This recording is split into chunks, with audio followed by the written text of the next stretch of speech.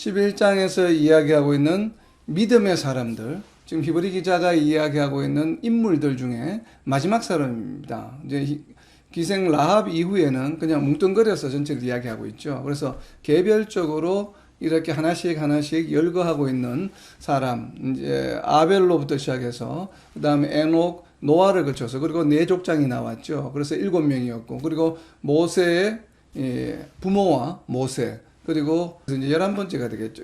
기생 라합에 관한 이야기로 이제 개별 한 사람 한 사람에 대한 믿음의 실례가 마지막이 됩니다. 그래서 오늘은 뭐 크게 많지 않은 내용이긴 하지만 좀 더 전체적인 관점에서 좀 살펴보려고 합니다. 우선 히브리서 11장 31절입니다. 히브리서 11장 31절을 제가 읽을 때에 기생 라합에 관한 실상과 증거가 나타나 있습니다. 믿음에 관해서는 여기 지금 나타나 있지 않지만 실상과 증거가 무엇인지 한번 표시를 해보시기 바랍니다.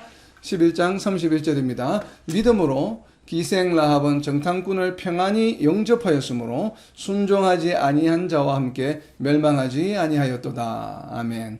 자, 여기에서 실상은 무엇일까요? 기생 라합의 실상은 무엇입니까? 그러니까 주로 이제 동사에 있죠. 실상은 평안히 영접했다는 것이죠. 예, 평안히 영접한 것이 바로 실상이 되겠습니다. 그리고 이 실상에 이러한 믿음을 가지고 한 행동의 결과가 무엇입니까? 바로 마지막에 나와 있는 멸망하지 않게 된 것이죠. 자, 이 표현이 평안히 뭘 했습니까? 영접했죠. 그런데 결과가 어떻게 됐습니까? 멸망하지 않게 되었죠. 처음에 뭘 했습니까? 평안히 영접하니까 멸망하지 않는 존재가 되었습니다. 그죠? 뭔가 보이죠? 우리가 뭘 하면 영접하면 멸망하지 않게 되죠. 지금 이러한 뉘앙스가 지금 히브리 기자가 보여주고 있는 내용이에요. 그러니까 히브리 기자가 라합의 이야기가 여호수아 2장에 쭉 걸쳐서 나오는데 그 많은 내용 중에 그냥 두 가지 키워드만 잡았습니다. 그러니까 영접했다는 것과 멸망하지 않았다고 하는. 결론적으로는 히브리서를 지금 수신하고 있는 히브리 유대인들, 그러니까 유대인 크리스찬들에게 너희가 예수님을 영접하고 예수님을 영접한 존재들은 어떤 존재입니까? 구원을 받은 존재요. 영원한 영생을 소유한 자예요. 다르게 표현하면 영원히 멸망하지 않는 존재라고 하는 것이죠. 자, 그러한 믿음을 너희가 끝까지 지켜나갈 때에 이러한 결과를 도출할 수 있다는 것을 이제 키워드적으로 일단은 표면적으로 보여주는 내용이고, 그리고 또 다른 측면에서는 더 중요한 이야기, 평안히 영접했다라고 하는 바로 이 이야기를 이제 우리가 좀 자세하게 해보려고 합니다. 그래서 라합의 실상은 무엇인가 하면 정탐꾼을 평안히 영접하여 숨겨주었다고 하는 것입니다. 이 이야기는 어디에 나오냐면 여호수아 2장 6절에 나옵니다. 여호수아 2장 6절입니다. 그 옆에 평안히 영접했다는 것 옆에다가 여호수아 2장 6절이라고 좀 적어 놓으세요. 여호수아 2장 6절에 보면 그가 이미 그들을 이끌고 지붕에 올라가서 그 지붕에 벌려놓은 3대에 숨겼더라. 정탐꾼을 숨겨준 것이죠. 그래서 정탐꾼을 숨겨주고, 그리고 12절에 보면 이제 이 영접하였다는 표현을 12절에서 좀 더 구체적으로 하고 있습니다. 여호수아 2장 12절입니다. 그러므로 이제 청하노니 내가 너희를 선대하였은즉 너희도 내 아버지의 집을 선대하도록 여호와로 내게 맹세하고 내게 정표를 내라. 지금 기생 라합이 정탐꾼들에게 하는 이야기입니다. 자기가 어떻게 했다고 이야기합니까? 정탐꾼들을 선대하였다라고 이야기하죠. 이제 한글 번역으로는 선대, 아마 한자 성경에서 왔기 때문에 선대라는 표현을 쓴 것 같아요.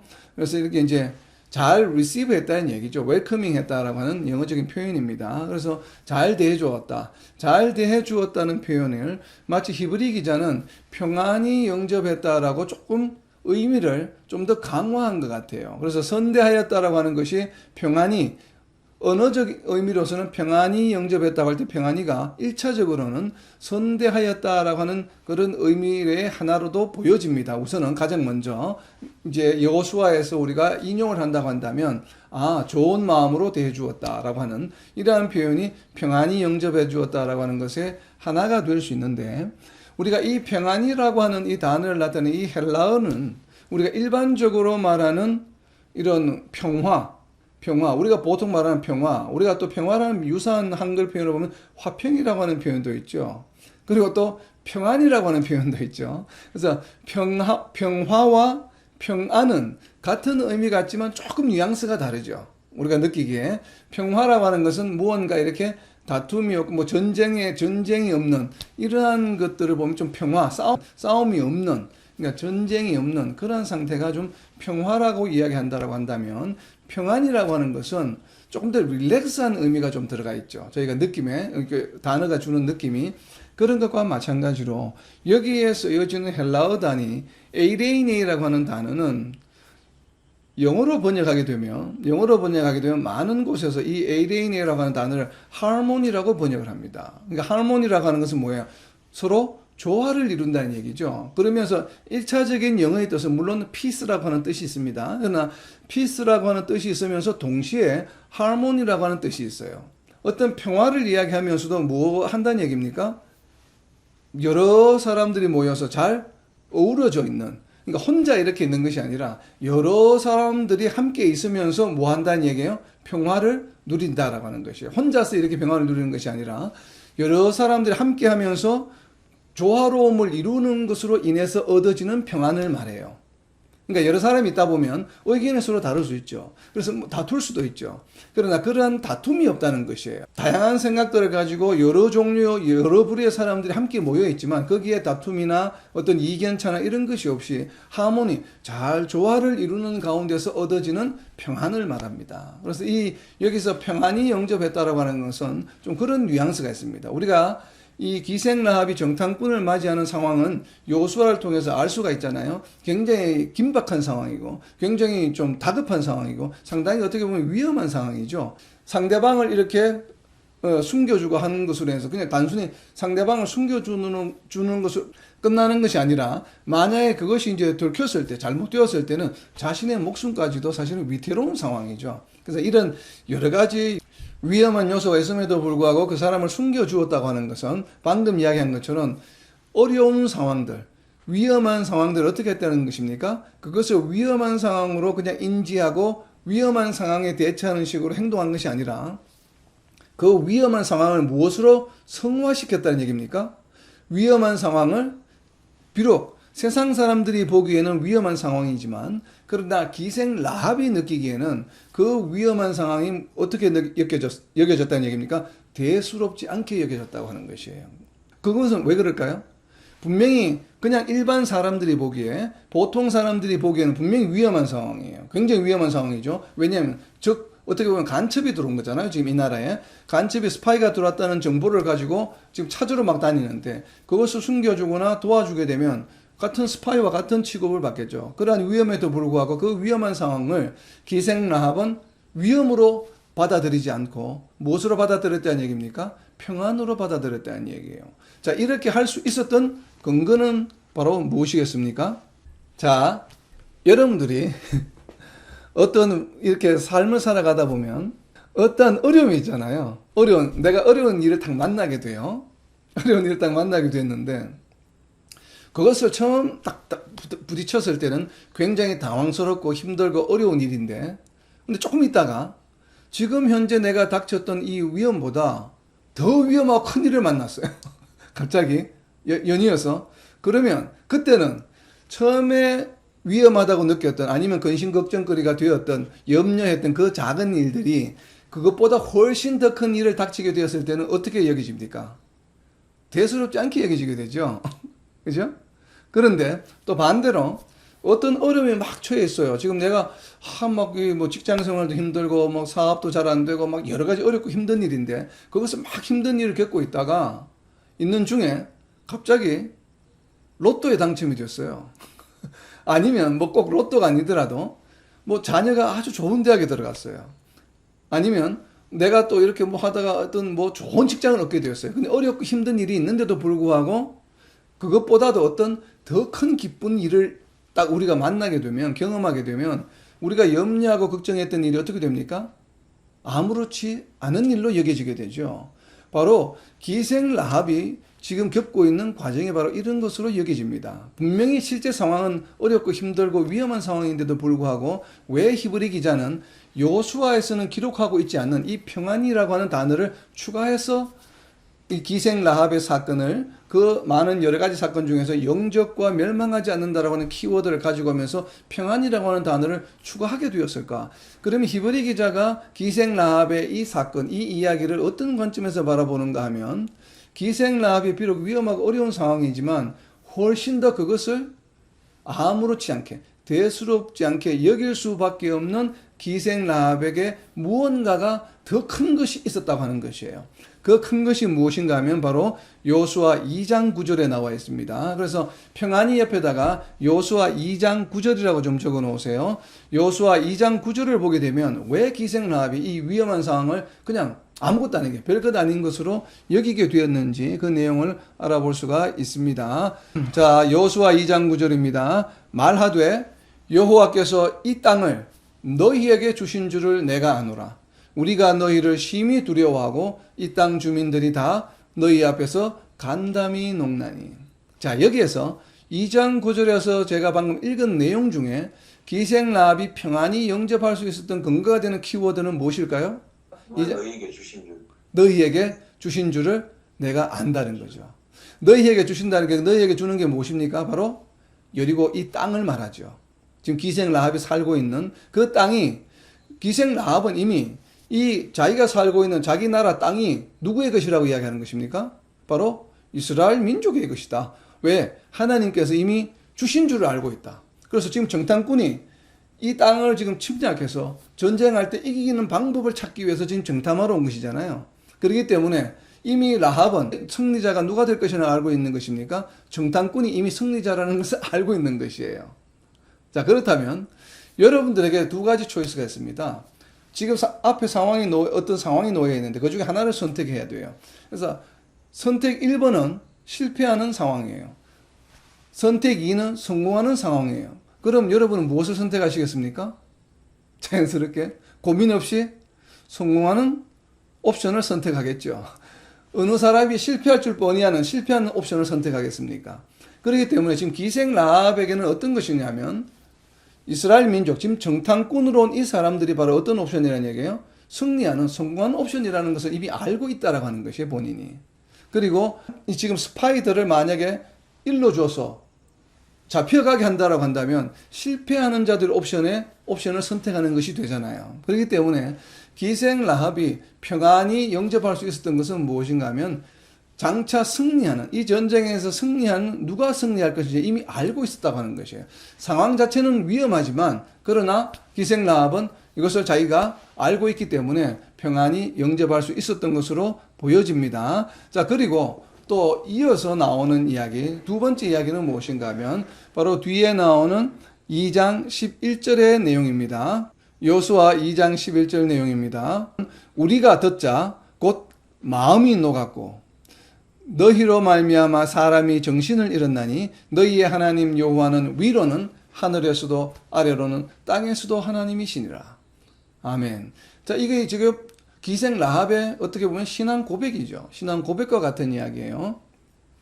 여기서 11절 앞에 있는 우리가 듣자라고 하는 우리가 들은 내용이 바로 무엇인가 하면 앞에 나와 있는 2장 10절의 내용입니다. 자, 2장 10절의 내용입니다. 이는 너희가 애굽에서 나올 때에 여호와께서 너희 앞에서 홍해물을 마르게 하시니라. 너희가 요단 저쪽에 있는 아모리 사람의 두 왕 시온과 옥에게 행한 일 곧 그들을 전멸시킨 일을 우리가 들었음이니라. 그러니까 기생 라합은 무엇을 알고 있는 것입니까? 지금 유대의 이스라엘 민족이 나오면서 홍해가 갈라지는 기적을 일으킨 그 경험한 그 사건을 이미 들어서 알고 있는 것이에요. 그리고 앞에 이미 두 왕 시온과 옥에게서 그들을 전쟁에서 전멸시킨 내용을 지금 알고 있는 것입니다. 그러다 보니까 기생 라합은 동일하게 지금 이스라엘 민족이, 유대 민족이 만약에 기생 라합의 나라, 지금 여리고성을 쳐들어오게 된다고 한다면 앞에 경험했던 이 두 왕 시온과 옥과 마찬가지로 자기네들이 멸망당할 것이라는 것을 이미 기생 라합은 알고 있는 것이에요. 그런 이유가 바로 무엇인가 하면 뒤에 나오는 이렇게 모든 이 땅에 있는 나라들이 이스라엘 민족과 전쟁을 하게 되면 멸망을 당할 수밖에 없다는 그 원리를, 진리를 이미 알고 있는데 그 이유가 바로 무엇인가 하면 11절에 나와 있는 내용이에요. 하늘에서도 땅에서도 여호와께서 하나님이시다고 하는 것이에요. 이제 절대적인 신앙 고백이죠. 그렇죠? 바로 이러한 신앙 고백을 중요한 것은 기생 라합이 자기가 공부해서 안 것입니까? 무엇으로 알게 되었습니까? 그냥 다른 사람의 입을 통해서 들리는 소문을 듣고서 알게 된 것이죠. 이게 대단한 믿음이에요. 그죠? 대단한 믿음이죠. 하나님께서 이스라엘 민족을 선택해 주셨고, 그리고 많은 기적을 몸소 이스라엘 민족으로 하여금 체험하게 했습니다. 그 체험한 결과로서도 결국은 광야 생활에서 이 이스라엘 민족이 어떻게 했습니까? 믿음이 흔들리는, 그리고 하나님을 시험하는 일을 계속 반복했죠. 그런데 기생 라합은 그 이스라엘 민족이 몸소 직접 체험했던 홍해 이야기를, 홍해가 갈라지는 사건을 기생 라합은 직접 체험하지 않았어요. 그냥 소문으로만 들었습니다. 소문으로만 듣고도 어떻게 했다고요? 그것을 확실하게 믿었다고 하는 것입니다. 그래서 여호와 하나님이 어떤 분이시라고 하는 것을 완전히 인지했다고 하는 것이에요. 이것이 대단히 중요한 포인트로 저는 보여집니다. 그렇기 때문에 이러한 확실한 믿음이 있었기 때문에 기생 라합은 아무리 세상적으로 보기에 위험하고 참 다급한 상황이라 할지라도 그것을 평안히, 왜냐하면 이미 결과를 알고 있는 것이죠. 그죠? 결과를 알고 행동한 것이기 때문에 평안히 영접할 수 있었다라고 하는 바로 그러한 표현을 지금 유대인 크리스찬들에게 히브리 기자는 해주고 싶어서 기생 라합의 이야기를 꺼낸 것 같아요. 사실은 모세 다음에 우리가 신앙적으로 뭐 구약에 나오는 인물 중에 하라고 그런다면 뭐 다윗도 있지만 여호수아의 믿음도 대단하죠. 실제로 가나안 땅을 정복했기 때문에. 그러면 여호수아에 대한 이야기가 히브리 기자가 그 다음에 믿음에 이어서 할 법도 한데 그것을 건너뛰고 바로 기생 라합으로 왔다고 하는 것이에요. 자, 이렇게 한 데는 나름대로 이유가 있겠죠. 바로 그 이유가 무엇인가 하면 히브리 문학에서 무언가의 내용들이 이렇게 나열되는 경우가 있습니다. 계속 반복해서. 우리 보통 이제 열거법이라고 이야기를 하는데, 이렇게 열거되는 이런 어떤 그 스토리나 내용에는 반드시 무엇이 있냐면, 반드시 구조가 있습니다. 구조. 그러니까 시스테미틱하게, 구조적으로, 체계적으로, 그게 아무렇게나 막 이렇게 연결되어서 나열되어 있는 것이 아니고, 히브리 문학에서 어떤 뭔가 연결될 때는 그것이 어떤 구조를 가지고 있어요. 그리고 어떤 논리를 가지고 있습니다. 아무렇게나 막 전개된 것이 아니라. 그래서 우리가 히브리서 11장에도 가만히 보게 되면 히브리서 11장에서 지금 아벨로부터 시작해서 여러분 지금 이제 잠깐 시간을 가지고 우리가 찬찬히 한번 아벨을 어떻게 지금 히브리 기자가 설명하고 있는가. 아벨의 믿음을 이야기할 때는 무엇이 핵심이었습니까? 아벨은 하나님의 마음에 합당한 제사를 드렸다고 하는 것이죠. 가인과는 다르게. 그리고 아벨의 이야기 다음에 언급되었던 사람이 누군가 하면 에녹에 관한 이야기예요. 에녹은 어떤 사람이었습니까? 하나님을 기쁘시게 한 자였어요. 하나님을 기쁘시게 한 자. 그 다음에 이어지는 자가 누구인가 하면 노아의 이야기가 전개가 됩니다. 그럼 노아는 어떤 사람인가 하면 하나님께서 정말 허황한 명령을 하셨는데도 불구하고 그것을 믿고 그것을 그대로 하나님의 말씀을 그대로 액면 그대로 받아들여서 자기의 생각을 더하지 않고 왜 이렇게 배를 지으라고 하시지? 막 이런 것이 아니라 그냥 그대로 무엇했습니까? 그냥 바로 그 말씀을 그대로 순종한 사람이에요. 그리고 이어지는 이야기가 바로 4명의 족장에 관한 이야기입니다. 우리가 여러 차례 나눈 것처럼 아브라함의 믿음은 어떤 믿음이에요? 성장하는 믿음이에요. 처음에는 연약하였지만 점점 그 믿음이 굳건해지는 믿음. 그리고 이어지는 이삭의 믿음은 어떤 믿음입니까? 굉장히 어떻게 보면 수준 높은 믿음이긴 하지만 굉장히 좀 스테이블하고 좀 잔잔한, 그래서 그렇지만 이것은 페이스풀한, 흔들리지 않는, 고요하면서도 좀 페이스풀한 그런 믿음이었어요. 그리고 거기에 이어지는 야곱의 믿음은 어떤 것입니까? 좀 어떻게 좀 부족한 것 같지만 그래도 굉장히 passionate, 열정적인, 장차 자기에게 임하게 될, 자신이 얻게 될 하나님이 주실 복, 하나님으로 받게 될 영원한 축복, 그것을 열심으로 갈망하며 그것을 쫓아가는 아주 열정적인 그런 믿음을 보여주는 그런 믿음의 표현이었습니다. 그리고 이어지는 요셉의 믿음은 어떤 것이에요? 야곱처럼 자신이 장차 받게 될 복에 포커스가 맞춰진 것이 아니고 자신에게 맞춰진 것이 아니라 누구에게? 하나님에게 초점이 맞춰진 것이. 그러니까 요셉의 믿음은 자신은 없어요. 그래서 모든 것이 하나님의 섭리 가운데 있다고 여기고, 하나님의 섭리 가운데 항상 뭘 했습니까? 형통한 삶. 결국은 하나님과 계속 그 관계가 끊어지지 않고 하나님과 소통 관계가 계속 함께하는, 모든 것을 하나님의 뜻에 따라서 그냥 삶을 살아가는 그러한 모습을 보여준 것이 바로 요셉의 모습이었어요. 그리고 이어지는 모습이 바로 모세의 부모님, 그리고 모세, 자기 자신의 정체성을 찾아가는 바로 그러한 모습을 우리가 지난주에 나누었죠. 그리고 이어지는 내용이 무엇이었나 하면, 그 다음에 지금까지는 우리가 개별적인 믿음의 조상들에 대한 이야기였다고 한다면, 그리고 또 족장들, 그룹의 리더들에 관한 이야기가 모세까지 이어졌다고 한다면, 이제는 리더에 대한 이야기가 아니고 이스라엘 하나님의 백성들이 어떻게 보면 상징적인 대표격이 되는 그러한 사람들의 믿음의 이야기, 그 다음에 이어지는 내용은 누구에 관한 이야기예요? 바로 하나님 백성 자신들의 믿음에 관한 이야기예요. 그래서 지난주에 이스라엘 백성들에 관한 이야기를 했죠. 자, 처음에 믿음의 조상들의 이야기가 쭉 이어져 나오다가, 그리고 족장들, 즉 리더들에 관한 이야기들이 쭉 이어 나오다가, 그 다음에 나온 이야기가 누구예요? 이제는 리더가 아닌 백성들에 관한, 하나님의 백성들에 관한 이야기가 나왔습니다. 그 다음에는 무엇에 관한 이야기가 남아있습니까? 이제 남아있는 이야기는 하나님이 보시는 관점에서는 이 땅의 모든 백성들은 두 그룹이 있다고 그랬죠. 두 그룹이 어떤 그룹이에요? 선택한 민족과 선택하지 않은 민족. 하나님의 백성과 하나님의 백성이 아닌 사람.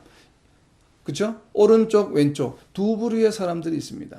자, 이제는 하나님이 선택한 사람들 중에 리더격, 그리고 조상, 리더격, 그리고 하나님 백성들에 관한 이야기를 했습니다. 이제 남아있는 부분이 무엇이에요?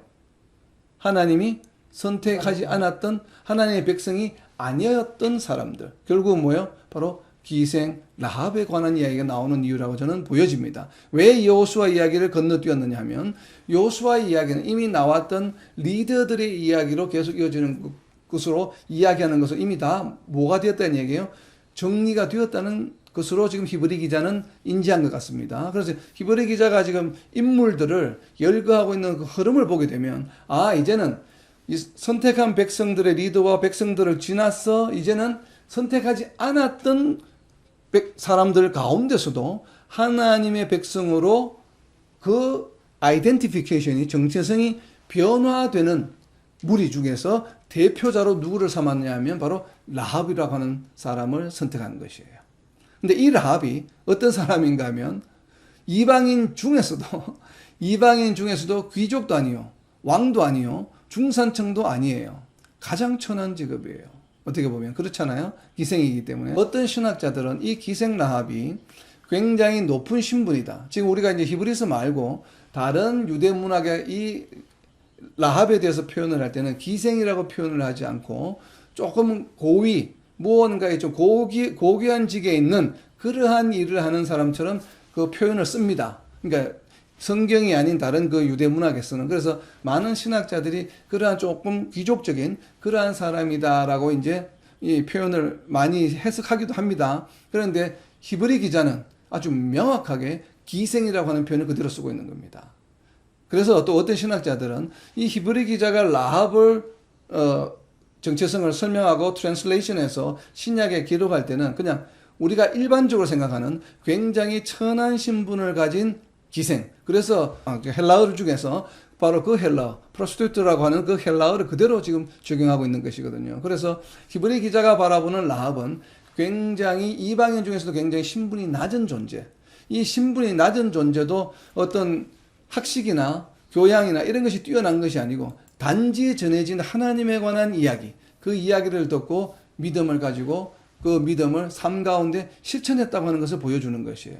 이렇게 되면 사실은 아벨의 믿음으로부터 시작해서 이제 이 기생 라합에까지 믿음을 하게 되면 우리가 믿음을 표현할 수 있는 모든 부류의 사람들, 믿음을 대표할 수 있는 부류의 사람들, 리더들, 믿음의 조상들, 또 이 믿음의 백성들, 이런 사람들 전부 다 커버하게 되는 것이죠. 그래서 이 기생 라합을 바로 선택하신 이유는 바로 그런 데 있다고 보여집니다.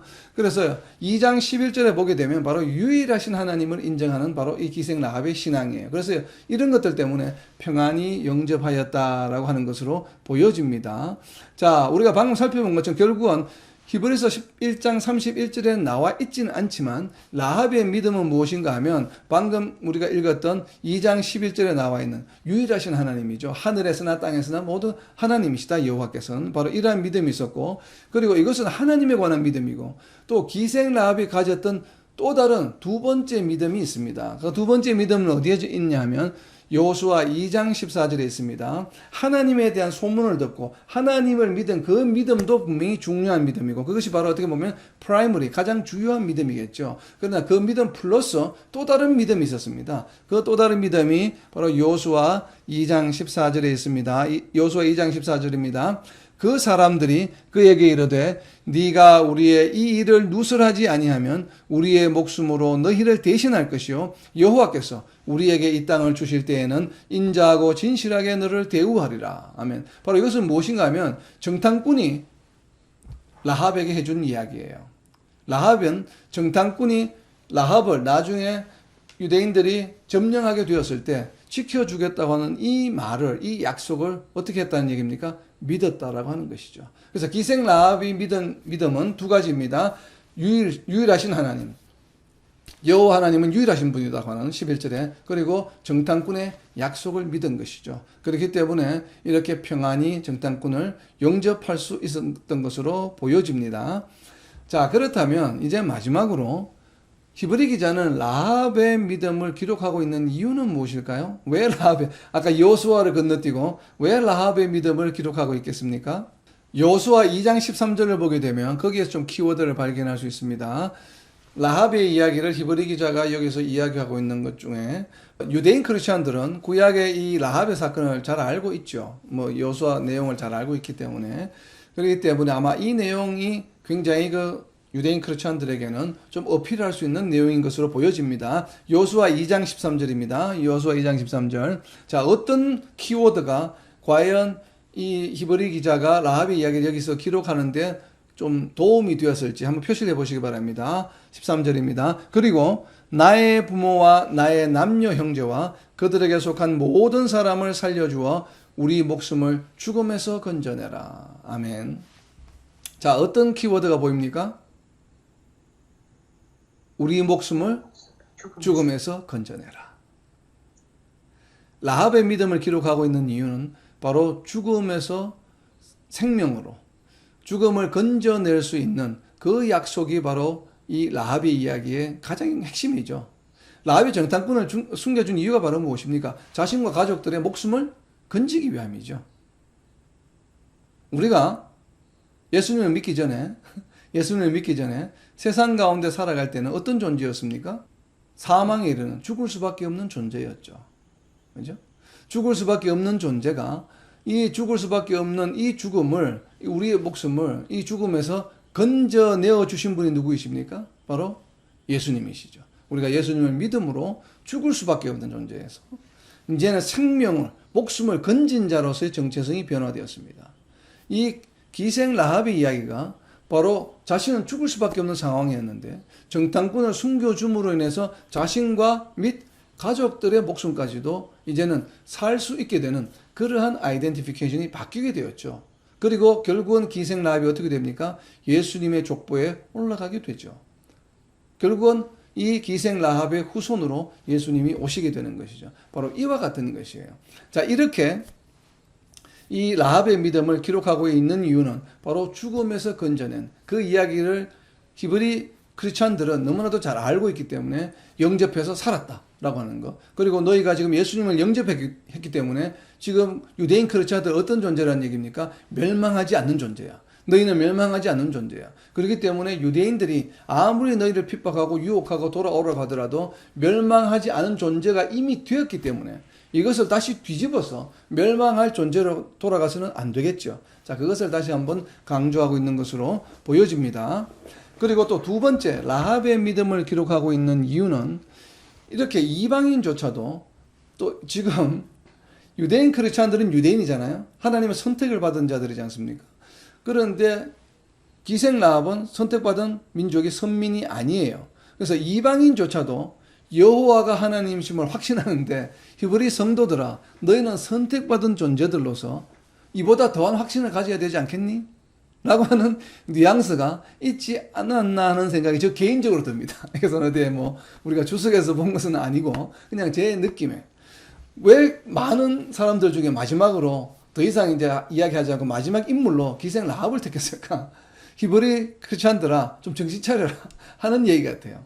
이방인조차도 선민이 아니었던 사람조차도 그저 소문만 듣고서도 여호와가 하나님이심을 굳게 믿고 결국은 멸망하지 않고 구원을 받고 오늘날까지 우리 유대인 그룹 속에 속하게 되었는데, 너희들은 하나님의 선택을 받은 존재들이요, 그리고 하나님께서 하나님의 아들이라고 선포하신 예수님을 믿음으로 지금 신앙을 가지고 영생을 얻게 되었는데, 그런 사람들이 믿음이 흔들려서 다시 원래대로 돌아가면 되겠느냐라고 하는, 어떻게 보면 조금 다른 한 그 실예를 들어서 조금 더 강하게 히브리 크리스찬들에게 믿음을 굳건히 해주기 위해서 이 이야기를 좀 포함하지 않았나 하는 생각을 듭니다. 그리고 정말 그리고 또 이 기생 라합의 이야기는 들은 이야기죠. 들은 이야기를 다르게 표현하면 다른 단어가 무엇이에요?